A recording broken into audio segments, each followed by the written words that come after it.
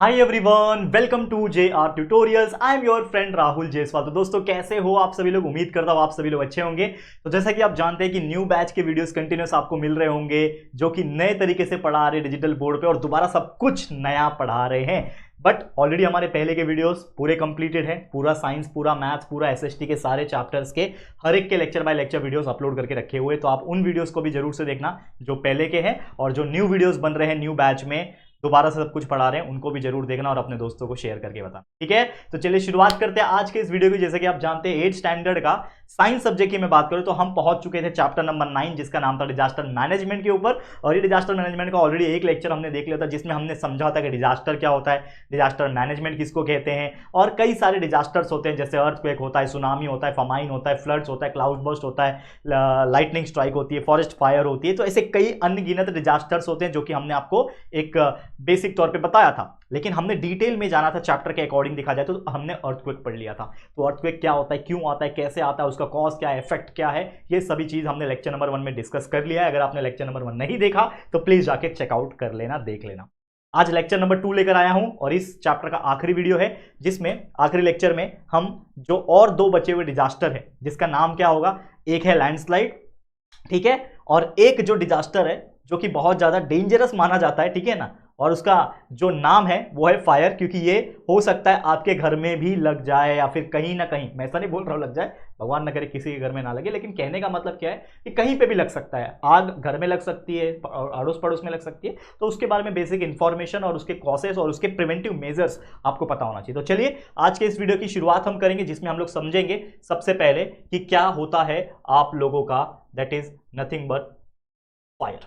ठीक है, तो ये रहा फायर के बारे में हम लोग पढ़ेंगे। तो क्या होता है फायर, तो चलिए नजर डालते हैं एक एक करके। मैं ले लेता हूं मार्कर मेरा, चलो शुरू करते हैं फायर। तो देखो फायर का मतलब तो सभी लोग बहुत अच्छी तरीके से समझते होंगे। फायर का मतलब होता है आग लगना। तो लेकिन आग जो होता है वो अलग अलग सब्सटेंस की वजह से अलग अलग कैटेगरी के हिसाब से लगता है। तो हम लोग एक एक करके पढ़ेंगे। तो जो पहला है वो है क्लास ए फायर, जिसको सॉलिड सब्सटेंस की वजह से बोला जाता है कि होता है। तो याद रखोगे there are 5 classes of fire, एक एक करके पढ़ाऊंगा, टेंशन मत लेना। ठीक है, तो पहला है क्लास ए फायर, पहला हम लोग पढ़ेंगे जिसका नाम है क्लास ए फायर। क्लास ए फायर कब होता है, जब सॉलिड सब्सटेंस होता है। तो कॉमनली क्या होता है कि जब फ्लेमेबल मटेरियल्स होता है, यानी ज्वलनशील पदार्थ, ज्वलनशील मतलब कि आग के कांटेक्ट में आने से फटाक से आग लग जाए, इसको बोलते हैं फ्लेमेबल मटेरियल। तो फ्लेमेबल मटेरियल जो होता है वो अगर कांटेक्ट में आ रहा है आग से तो बहुत ज्यादा आग लगने की चांसेस होती है। जैसे कि लकड़ी, कहीं पे भी घर में लकड़ी है, आसपास कहीं लकड़ी है, लकड़ी में आग बहुत जल्दी पकड़ता है। इसके अलावा कपड़े, कोयला, कोयला तो भाई एक खुद फ्यूल है, कोयले में एक चिंगारी दे दो आग लग जाएगी। इसके अलावा पेपर हो सकता है। तो ये सब चीज जो है ना, ये जो है आप लोग का कारण बन सकता है इस टाइप के आग के लगने का। ठीक है, समझ में आ रहा है, क्लियर है। और ये आग को अगर आपको बुझाना है, मान लो कि आपके घर में ये टाइप की आग लग जाती है, किसी कपड़े में आग लग गया, किसी लकड़ी में आग लग गया, किसी कोयले में आग लग गया, पेपर्स रखे हुए उसमें आग लग गया, और अगर आपको बुझाना है, उसको खतरा हो रहा है कि बुझाना है, तो उसको बुझाने का सबसे बेस्ट तरीका है कि पुट आउट विथ वाटर, यानी पानी से इसको आसानी से बुझाया जा सकता है। बस बाल्टी में पानी भरो, पानी मार दो, आग बुझ जाएगी। समझ में आया। तो ये था आपका पहला टाइप ऑफ फायर जिसको बोलते हैं क्लास ए फायर। अब जो दूसरा टाइप का फायर है जिसको बोला जाता है क्लास बी फायर, तो ये कहां लगता है, लिक्विड सब्सटेंस के वजह से, यानी कोई लिक्विड ज्वलनशील पदार्थ है उसके वजह से लगता है। ठीक है, तो fire caused due to the flammable liquid substance, जैसे कि कोई पेट्रोल है, कहीं पेट्रोल रखा था उसके ऊपर आग पकड़ लिया, कोई ऑयल है घर में आग लगता है तो ऑयल की वजह से कभी कभी लग जाता है। ऑयल रखा हुआ एक चिंगारी लग गई तो आग पकड़ लिया, पूरा ऑयल हो गया।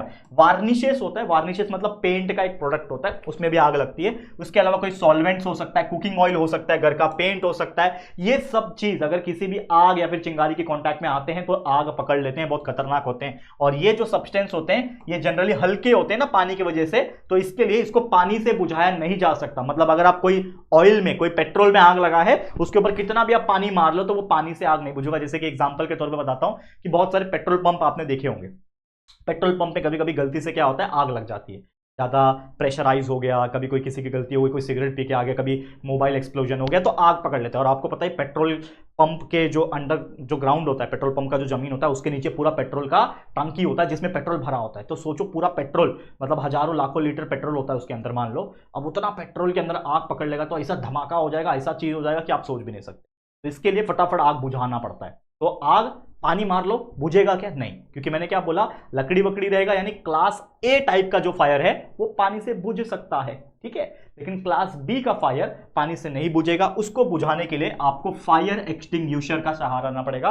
और इसीलिए जो मैं एग्जांपल दे रहा था कि अक्सर देखा जाए कि कोई पेट्रोल पंप वगैरह में आग लग जाती है तो उसको बुझाना होता है, तो जनरली फायर एक्सटिंग्विशर फटाफट निकालते हैं और मारते हैं। फायर एक्सटिंग्विशर्स में क्या होता है, अंदर होता है carbon dioxide gas, carbon dioxide gas फटाफट निकलता है जो कि ऑक्सीजन सप्लाई को कम करता है, इसके लिए आग जो है वो धीरे धीरे करके बुझ जाता है। तो फायर एक्सटिंग्विशर का इस्तेमाल होता है फायर को बुझाने के लिए। अब जो तीसरा है ये तो हो गया सेकंड। अब तीसरा जो टाइप का क्लास है वो है क्लास सी टाइप का फायर, जो कि गैसियस सब्सटेंस में होता है, यानी कोई ऐसा जलने वाला चीज जो गैस है उसमें आग लग जाए तो फिर क्या हो सकता है। तो ये कैसे होता है, fire caused due to the acetylene. आपको पता है एक एसिटिलीन करके एक गैस होता है, उसमें अगर आग पकड़ता है तो बहुत खतरनाक हो सकता है। या फिर आपके घर का हाउस होल्ड गैस जिसको बोला जाता है liquefied petroleum gas, LPG cylinder होता है ना आपका घर का, उसमें भी कभी कभार किसी गलती की वजह से आग पकड़ लेता है, या फिर गलती से चालू करके भूल गए और भाई घर में दिया जल रहा है, कुछ जल रहा है, भाई ब्लास्ट हो सकता है। तो ये बहुत खतरनाक चीज है, आपको बिल्कुल ध्यान में रखना है, ठीक है। समझ में आया, क्लास सी टाइप का फायर बहुत डेंजरस चीज है और आपके घर में ज्यादातर चांसेस होता है कि ये टाइप का आग लग जाए। बिल्कुल केयरफुल रहना, आपके घर का सिलेंडर वगैरह बंद करना है। अभी मैं प्रिवेंटिव मेजर्स भी बताऊंगा थोड़ी देर में, लेकिन इसको भी देख लेते हैं सबसे पहले। तो चौथा टाइप का क्लास फायर है वो है क्लास डी फायर। ये क्या होता है, कोई केमिकल की वजह से, कोई केमिकल सब्सटेंस है, ज्यादातर केमिकल फैक्ट्रीज में होता है, तो केमिकल की वजह से होता है। तो fire cause due to the combustible metals like जैसे पोटेशियम हो गया। अब ये सब चीज घर में नहीं मिलता, ये किसी फैक्ट्रीज में, किसी इंडस्ट्रीज में मिलेगा जो केमिकल बनाती है, कोई केमिकल का चीज यूज करती है। तो पोटेशियम, सोडियम, कैल्शियम, ये जब पानी के साथ रिएक्ट करते हैं नॉर्मल रूम टेम्परेचर पे तो उसमें एक्सप्लोजन होता है जिससे बहुत ज्यादा आग लगने की चांसेस होती है। मैग्नीशियम, एल्यूमिनियम, जिंक, ये अगर पानी के साथ रिएक्ट करते हैं हाई टेम्परेचर पे तो भी आग लग जाती है। और जब ये कंबाइन होते हैं पानी के साथ तो एक धमाका होता है, जैसे मैंने बोला एक्सप्लोजन होता है, जिसमें आग भी लगती है और बहुत ज्यादा डैमेज पहुंचा सकता है। तो ये जो क्लास डी फायर है ये बहुत ध्यान रखना पड़ेगा, लेकिन ये हमको रखने की जरूरत नहीं है, ये किसी केमिकल फैक्ट्रीज, नॉर्मल फैक्ट्रीज, किसी के पास ये सब जो केमिकल्स होते हैं उनको ध्यान रखने की जरूरत है। Last but not the least, हमारा पांचवा टाइप का जो कैटेगरी है फायर का वो है क्लास ई फायर, जो कि बिजली के वजह से, इलेक्ट्रिकल चीजों के वजह से लगती है। आपने देखा है शॉर्ट सर्किट हो गया, आग लग गया घर में, तो ये चीज हमारे घर में भी हो सकती है, इसको भी बहुत केयरफुल करना पड़ेगा। तो uh fire cause due to the electrical components, अगर किसी बिजली के उपकरण फेल कर जाते हैं, कभी ज्यादा हाई पावर चला गया, शॉर्ट सर्किट हो गया, दो वायर एक दूसरे को टच कर गए, उसके आसपास कुछ ऐसी चीजें रखी है कि उसमें से चिंगारी निकला और आग पकड़ लिया, तो ये सब चीजें जो होती है इसको कहा जाता है क्लास ई फायर। और जनरल तौर पे इसको बुझाने के लिए पानी का तो बिल्कुल इस्तेमाल मत करना। मैंने कुछ ऐसे लोगों को देखा है, उधर बिजली से शॉर्ट सर्किट से आग लग रहा है, उसमें पानी फेंक रहे, भाई करंट लग जाएगा आपको, अब उधर पे जगह पे चिपक जाओगे, डेथ हो जाएगी। तो ये गलती मत करना, पानी तो बिल्कुल इस्तेमाल नहीं करना। इसको इस्तेमाल करना है क्या, ऐसे फायर को अगर बंद करना है तो सबसे पहले शॉर्ट सर्किट या फिर इलेक्ट्रिक चीज से हुआ है तो सबसे पहले तो पावर को कट कर दो, जो मेन स्विच सप्लाई होगा उसको जाके कट करो। इससे क्या हो जाएगा कि जो फायर जो होगा वो न्यूट्रलाइज हो जाएगा और धीरे धीरे करके बुझ जाएगा, क्योंकि इलेक्ट्रिक सप्लाई बंद हो गया। लेकिन इसके अलावा जो सबसे बेस्ट तरीका है फायर एक्सटिंग्विशर, जो जैसे मैंने बताया फायर एक्सटिंग्विशर का इस्तेमाल करो जिसमें कार्बन डाइऑक्साइड प्रेजेंट होता है, जिससे वो आग जल्दी बुझ सकती है, याद रखना, ठीक है। समझ में आ गया? तो उम्मीद करता हूं कि फायर क्या होता है और कौन कौन से टाइप के क्लास के फायर्स होते हैं वो हमने यहां पे आपको बता दिए, ठीक है।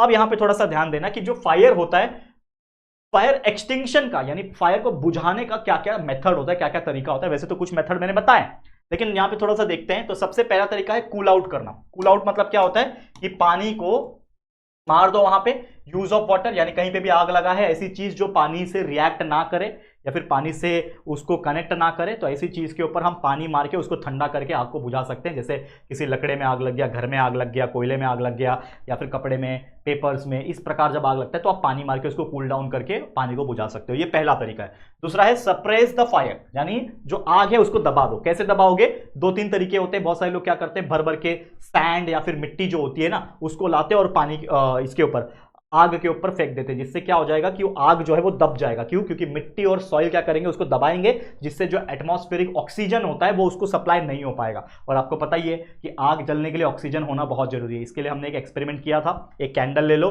उसके ऊपर एक ग्लास रख दो, कैंडल को जलाओ और उसके ऊपर ग्लास रख दो, देखना बुझ जाएगा। क्यों? क्योंकि ऑक्सीजन सप्लाई बंद हो गया तो कैंडल बुझ जाता है, मतलब आग बुझ जाती है। तो ये चीज ध्यान में रखना है। तो सैंड और सॉइल का इस्तेमाल किया जाता है उस आग को दबाने के लिए। और तीसरा है keep away the flammable substance. सबसे बेस्ट तरीका ये है कि अगर आपको कहीं लग गया कि आग लग गई है, ठीक है, तो नॉर्मल तरीका जो भी है आग बुझाने का वो तो आप करोगे, लेकिन सबसे पहले तो ये देखना कि आग लगी है उतना दूर पे है, ठीक है ना। यहाँ पे आग लग रही है, यहाँ पे बहुत ज्यादा आग लग रही है, और यहाँ पे कुछ ऐसी चीजें रखी हुई है इसके आसपास जो कि बहुत खतरनाक है, और आग इससे कांटेक्ट में आ गया तो ब्लास्ट हो सकता है या फिर बहुत ज्यादा आग लग सकती है। तो सबसे पहले भाग के ये सब सामान को जो है वो दूर धकेल देना है, हटा देना है वहां से, ताकि फ्लेमेबल सब्सटेंस वहां पे ना रहे, जिससे जो आग है वो फैलने का चांस ना रहे। और फिर उस आग को जो मेथड से पानी का इस्तेमाल करके, फायर एक्सटिंग्विशर का इस्तेमाल, सैंड और सॉइल का इस्तेमाल करके आप बुझा सकते हो। तो ये सब कुछ चीजें हैं, टेक्निक्स है जिसका इस्तेमाल किया जा सकता है while in order to extinguish और एक्सटिंक्ट द फायर। समझ में आ गया? क्लियर है बच्चा? आगे बढ़ जाए। तो ये था आपका फायर का टॉपिक, और आगे बढ़ जाते हैं। तो फायर की हम लोग बात कर रहे थे, लेकिन उसके प्रिकॉशन और सेफ्टी मेजर्स की भी बात करना बहुत इंपॉर्टेंट है। तो क्या प्रिकॉशन या फिर कुछ सेफ्टी मेजर्स का क्या प्रोटोकॉल फॉलो करना चाहिए, वो सब चीज ध्यान में रखना है। तो सबसे पहले जैसे always switch off the gas regulator, ये एक हैबिट डालना है आपको। जैसे मान लो क्या होता है ना, बहुत सारी हमारी मम्मी जो होती है उनकी आदत क्या होती है, खाना बन गया, ऊपर का जो ये होता है अपना क्या बोलते हैं, स्विच जो होता है ऊपर का नॉब जो होता है उसको बंद करते हैं, फिर हो गया। कुछ लोग नीचे से जो रेगुलेटर जो होता है, जो गैस सिलेंडर के ऊपर लगा होता है रेगुलेटर, उधर से स्विच ऑफ नहीं करते हैं। तो होता कभी कभी क्या है कि किसी किसी के बर्नर में, या फिर जो हमारा चूल्हा होता है, जो गैस होता है ऊपर का, जिसको हम लोग चूल्हा बोलते हैं नॉर्मल हिंदी लैंग्वेज में, उसमें कुछ लीकेज होता है, तो कभी कभी गैस निकलता है, और वही रात भर अगर वो चालू रह गया और वो लीकेज रात भर रूम में फैल गया है, तो कहीं ना कहीं अच्छे खासे अमाउंट में गैस फैल गया, और सुबह सुबह आपने माचिस जलाया, लाइटर जलाया, तो एक ब्लास्ट हो सकता है या फिर बहुत ज़्यादा आग लग सकती है। तो ये बिल्कुल ध्यान में रखना है। तो टू मेक श्योर, हमारे घर में भी एक बहुत पहले से मेरे फादर ये सब चीज़ के लिए बहुत कंसर्न रहते थे, तो वो हमेशा रात को सोने के पहले मेरे मम्मी को पूछते थे, ये गैस सिलेंडर का रेगुलेटर बंद किया कि नहीं। रेगुलर मतलब एक दिन भी नहीं बीतेगा, वो उनके माइंड में रहता था। तो ये एक हैबिट डालना चाहिए। तो आप भी अपने मम्मी पापा को बोल सकते हो, मम्मी पापा क्या आपने अपना गैस सिलेंडर का स्विच ऑफ किया कि नहीं किया। तो ये एक हैबिट डाल लो, it is a good habit. और हमेशा बोलते हैं ना कि दुर्घटना से देर भली, या फिर prevention is better than cure. तो हम आग लगने ही क्यों ना दे, लगना ही नहीं है भाई, आए उसके पहले हम लोग जो उसका कारण हो सकता है उसको हम लोग ये कर देंगे। तो हमेशा स्विच ऑफ कर देना रेगुलेटर को। इसके अलावा स्विच ऑफ इलेक्ट्रिकल अप्लायंसेस। कभी भी जब इलेक्ट्रिक अप्लायंसेस जैसे टीवी है, फ्रिज है, रेफ्रिजरेटर, कोई भी, चलो फ्रिज की हम एक बोल सकते हैं कि फ्रिज का रिक्वायरमेंट है कि आप डेली चलाते हैं, लेकिन कुछ ऐसे भी लोग होते हैं जो रात में बंद कर देते हैं फ्रिज। तो ये एक हैबिट होती है कि कोई भी चीज़ हो, इलेक्ट्रिकल अप्लायंसेस हो, रात को इसका यूज़ अगर नहीं है, या फिर कहीं पे भी उसका यूज़ नहीं, आप घर के बाहर जा रहे हो, एक दो दिन के लिए उसका यूज़ नहीं है, तो आप जरूर से उस इलेक्ट्रिकल अप्लायंस का बटन स्विच ऑफ कर देना बहुत ज़रूरी है, ताकि कोई भी शॉर्ट सर्किट होके आग लगने का संभावना ना रहे। तीसरा चीज, इफ समथिंग हैपेंस, अगर मान लो कभी बाई चांस आग लग जाती है, कुछ भी दुर्घटना होती है, तो ऑलवेज अलर्ट खुद रहो और दूसरों को भी अलर्ट करो बाय शाउटिंग लाउडली। बहुत ज्यादा जोर से चिल्लाओ ताकि सामने वाला भी अलर्ट हो जाए, आपके अड़ोस पड़ोस वाले, आपके घर वाले, ताकि वो अपनी जान को बचा सके। नेक्स्ट है कॉल फायर ब्रिगेड। कभी भी कुछ ऐसा होता है तुरंत फायर ब्रिगेड को कॉल करना है। हर एक सिटी में जो फायर ब्रिगेड का नंबर होता है वो कॉमन होता है, तो जरूर से आप डायल कर सकते हो, जिससे फायर ब्रिगेड आ सकती है। फिर इंफॉर्मेशन जरूर से प्रोवाइड करो कि जो बेसिक तौर पे जैसे आपके स्कूल्स वगैरह हैं तो उनको प्रोवाइड करना चाहिए कि फायर एक्सटिंग्विशर्स को कैसे यूज़ करना है। अगर आप जाओगे पेट्रोल पंप पे, तो पेट्रोल पंप में अगर कोई इंसान काम कर रहा है तो उन सभी को फायर एक्सटिंग्विशर्स को यूज़ करना आता है, यानी कैसे उसके ऊपर एक कवर होता है, उसको खींचना होता है, उसको निकालना होता है, फिर बटन दबाना होता है, ताकि जो धुआं है कार्बन डाइऑक्साइड का वो बाहर निकल सके और आग को बुझा सके। तो मैं ये समझता हूँ, या फिर हमारा सिलेबस भी यही समझाता है हमको, कि आप लोग को यानी एक बेसिक तौर पर फायर एक्सटिंग्विशर यूज़ करना सबको आना चाहिए, ताकि यार सबको पता रहे कि कभी ऐसा इमरजेंसी सिचुएशन आया, कहीं पे फायर एक्सटिंग्विशर रखा हुआ है, लाल कलर का सिलेंडर होता है, आपने देखा है लाल कलर का सिलेंडर होता है इतना बड़ा, तो उसको लेके फटाफट कोई भी आग बुझा सके। तो ये सब चीज़ बहुत जरूरी है। और अगर बाई चांस किसी को चोट लग जाती है, कुछ ऐसी चीज़ हो जाती है, तो फर्स्ट एड प्रोवाइड करना, यानी नॉर्मल मलहम पट्टी वगैरह, नॉर्मल पानी, दवाइयाँ, ये सब प्रोवाइड करना आना चाहिए, यानी फर्स्ट एड प्रोवाइड करना चाहिए। क्लियर?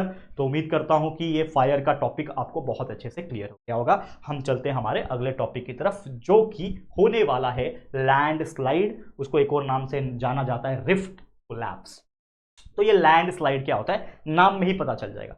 लैंड स्लाइड हो गया यानी जमीन का टुकड़ा या फिर सॉइल, लैंड जो है वो स्लाइड हो गया यानी कि बह गया।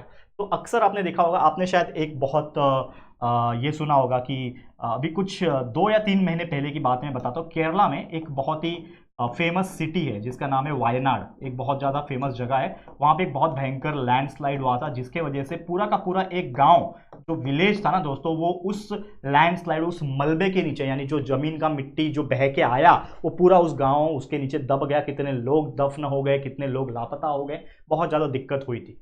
ठीक है, तो उसको बोलते हैं लैंडस्लाइड। तो लैंडस्लाइड का एक्चुअल मीनिंग क्या है कि कभी भी क्या होता है, कभी कोई नेचुरल क्रैक्स होता है या फिर फिशर्स होता है ना, बड़े बड़े ऊंचे ऊंचे पर्वत में, पहाड़ों में जो चट्टान होती है, बड़ी बड़ी रॉक्स होती है ना, वो सब क्या है, वो एक तरीके से पत्थर ही है, लेकिन पत्थर कहीं ना कहीं कन्वर्ट होता है किसके अंदर, सॉइल के अंदर, मिट्टी के अंदर, बाय वेदरिंग ऑफ रॉक्स। ये हमने ज्योग्राफी में पढ़ा हुआ है कि वेदरिंग ऑफ रॉक्स क्या होता है कि जब भी कोई बारिश वगैरह जब जोर से आता है तो हर एक चट्टान के अंदर छोटे छोटे होल्स, माइन्योर और क्रैक्स डेवलप हो जाते हैं because of the sun heat and वगैरह की वजह से पानी उसके अंदर एंटर होता है। तो जब बड़े बड़े चट्टान और पहाड़ों के बीच में जब पानी अंदर घुस रहा होगा तो अंदर की जो मिट्टी होगी, जो पत्थर होंगे, उसको धीरे धीरे वो क्या करेंगे, नरम बना देंगे, कमजोर बना देंगे। And because of the gravitation pull, gravity भी तो होती है ना, और थोड़ा सा लोड बढ़ने की वजह से, वेट बढ़ने की वजह से वो नीचे धीरे धीरे सरकने लगते हैं और धीरे धीरे करके वो नीचे आते हैं। तो जब वो नीचे आने लगते हैं, जब एक ही बार कभी कभी ज्यादा मिट्टी कमजोर हो जाती है तो वो एक साथ नीचे आते हैं। तो वेदरिंग ऑफ रॉक्स मतलब पानी एंटर जब क्रैक होता है तो वेदरिंग ऑफ रॉक्स होता है, रॉक भी टूटता है, मिट्टी में कन्वर्ट होता है, बिखर बिखर के गिरता है, तो वो जो बिखरता है ना, तो उसी को कहा जाता है लैंडस्लाइड। तो लैंडस्लाइड बहुत कॉमन चीज है, अक्सर पहाड़ों में देखा जाता है, पर छोटे मोटे होते रहते हैं। आप अगर उत्तराखंड, मनाली वगैरह जाओगे, हिमाचल प्रदेश जाओगे, तो मैंने भी देखा है, मैं हिमाचल प्रदेश जा रहा था, मनाली जा रहा था, हमारी गाड़ी आगे जा रही थी, उधर से एक बड़ा पत्थर का टुकड़ा गिरा नीचे, उधर पे धाड़ करके, उधर पे पूरा ट्रैफिक जाम। तो अक्सर होता रहता है, ये लैंडस्लाइड कॉमन है, लेकिन ये नॉर्मल तादाद में अगर है, थोड़े बड़े चट्टान गिर रहे हैं, थोड़े बड़े पत्थर गिर रहे हैं, थोड़े बड़े मिट्टी गिर रहे हैं, तो ठीक है। लेकिन बहुत ज्यादा बड़े लेवल पे हो जाता है तो ऐसे बड़े बड़े हादसे हो सकते हैं, जो केरला में 2-3 महीने पहले हुआ था। तो ये बहुत खतरनाक चीज है, इसी को कहा जाता है लैंडस्लाइड या फिर रिफ्ट कोलैप्स। यानी जो पूरा रिफ्ट है, जो मिट्टी का पूरा वो जो वेदरिंग ऑफ रॉक्स की वजह से जो रिफ्ट है वो पूरा कोलैप्स कर गया, नीचे आ गया, that is nothing but the rift collapse. Collapse of rift भी कहा जाता है इसको। समझ में आ गया, क्लियर है।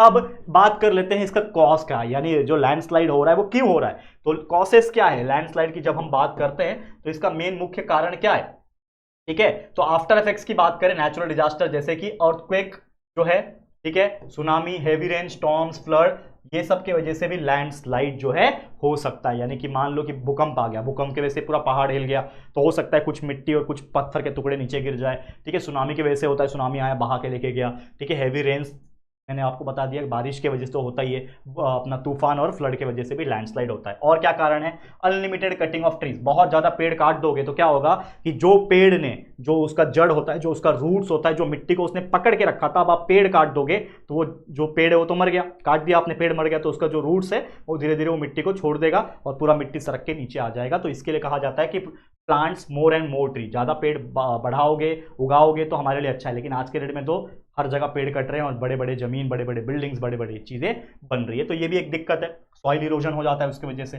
फिर while building the roads in mountain, पहाड़ों में जब पहाड़ काटा जाता है, पहाड़ को तोड़ा जाता है रोड्स बनाने के लिए, तो बहुत ज्यादा डिगिंग यानी खुदाई करने की वजह से जो पहाड़ होते हैं, माउंटेन जो होते हैं, वो कमजोर पड़ जाते हैं, जिसकी वजह से जो जमीन होती है, जो मिट्टी होती है, जो रॉक्स होते हैं, वो सरक के नीचे गिर जाते हैं। That is nothing but cause the landslide. समझ में आया कॉसेस उसका। अब इसका परिणाम क्या हो सकता है, इफेक्ट्स क्या होता है, ये भी देख लो। तो इफेक्ट्स ऑफ लैंडस्लाइड की बात करें हम लोग, तो क्या होता है effects of landslide, river gets flooded. Landslide की वजह से क्या होता है कि बहुत ज्यादा जो मलबा गिर गया तो उसकी वजह से नदी अपना रास्ता चेंज कर सकती है, ठीक है, और बाढ़ भी आ सकता है। नेक्स्ट है डिस्प्लेसमेंट ऑफ वाटरफॉल, वाटरफॉल का डिस्प्लेसमेंट हो जाता है, और formation of artificial water reservoir, यानी कि जो पानी का जो बांध है या फिर रिजर्वायर बोलते हैं वो क्रिएट हो सकता है। There is live and financial loss, क्या होता है जिसकी वजह से जिंदगी का भी नुकसान होता है, आम जनता, हम जैसे लोग, आप जैसे लोग भी हो सकता है, और साथ ही में बड़े पैमाने पे बिल्डिंग्स, ट्रीज, ये सब का जो होता है ना नुकसान हो जाता है। और लो लाइंग एरिया जो होता है, खासकर जो नीचे का एरिया होता है, वो बहुत ज़्यादा डैमेज होता है। जैसे मैंने केरला का एग्जांपल दिया, पूरा का पूरा गांव दब गया, सोचो बहुत दिक्कत की बात हो जाती है। लैंडस्लाइड अफेक्ट द ट्रैफिक, ये तो मेरे साथ भी हुआ है कि मान लो कि ये पहाड़ है, ठीक है ना, ये पहाड़ है आपका, यहाँ से रास्ता जा रहा है, ठीक है ना, यहाँ से हाईवे जा रहा है, ये पहाड़ का टुकड़ा नीचे गिर गया यहाँ पे, तो इधर पे आके पूरा जाम कर दिया, इधर पे बहुत ज़्यादा जाम हो गया। इधर से गाड़ियाँ आ रही है, ठीक है ना, ये गाड़ी इधर से आ रही है, गाड़ी इधर से आ रही है, तो क्या हो जाएगा, जाम लग जाता है, ट्रैफिक जाम। ये मेरे साथ भी हुआ है, 8-8 घंटा, 10-10 घंटा ट्रैफिक जाम में फंस जाते हैं लोग। And landslide destroy the plant life, जो भी पेड़ पौधे हैं, प्लांट्स लाइफ है, उसको भी डिस्ट्रॉय करता है। तो ये सब कुछ इफेक्ट है जो लैंडस्लाइड की वजह से होता है। क्लियर, समझ में आ गया। तो उम्मीद करता हूं कि क्या था लैंडस्लाइड, ये अच्छे से समझ में आ गया होगा। अब एक सबसे लास्ट का टॉपिक है जो कि आप भी रीड कर सकते हो, ज्यादा कुछ है नहीं इसमें, डिजास्टर रिलीफ प्लानिंग। मतलब ये आपके स्कूल के प्रोजेक्ट के तौर पे दिया जा सकता है कि रिलीफ प्लानिंग क्या हो सकता है। जैसे कुछ यहाँ पे मेन पॉइंट्स दिया हुआ है और थिंग्स टू बी नोटेड। जैसे एग्जांपल के तौर पे मैं बता देता हूं कि primary information of the school, जैसे स्कूल का प्राइमरी इंफॉर्मेशन की name and address of school, ये सब प्रोजेक्ट वाला चीज है, ये आपकी टीचर्स आपको बता देगी। Name and residential address of head master यानी प्रिंसिपल का, contact number of school management, total number of staff, फिर स्कूल डिजास्टर मैनेजमेंट कमिटी बनाया जाता है जिसमें फायर एक्सटिंग्विशर, अवेयरनेस क्रिएट करना, इंस्ट्रक्शन देना, ट्रैफिक मैनेजमेंट, कम्युनिकेशन करना, ये सब कुछ डिटेल है। इसको आप जरूर से एक बार पढ़ सकते हो, स्क्रीनशॉट ले सकते हो, या तो आपके सिलेबस में तो दिया हुआ है, बुक में दिया हुआ है, तो आप वहां से भी रीड कर सकते हो, ज्यादा कुछ है नहीं। ठीक है, तो क्लियर, समझ में आ गया? तो बस इसी के साथ इस वीडियो को मैं एंड करता हूं। तो हमारा जितने भी डिजास्टर के टॉपिक्स थे उसके एक्सप्लेनेशन हमने आपको बहुत ही बेहतरीन तरीके से दे दिए हैं। इसका मतलब ये पूरा का पूरा चैप्टर डिजास्टर मैनेजमेंट यहां पे होता है टोटली 100% कंप्लीट। ठीक है,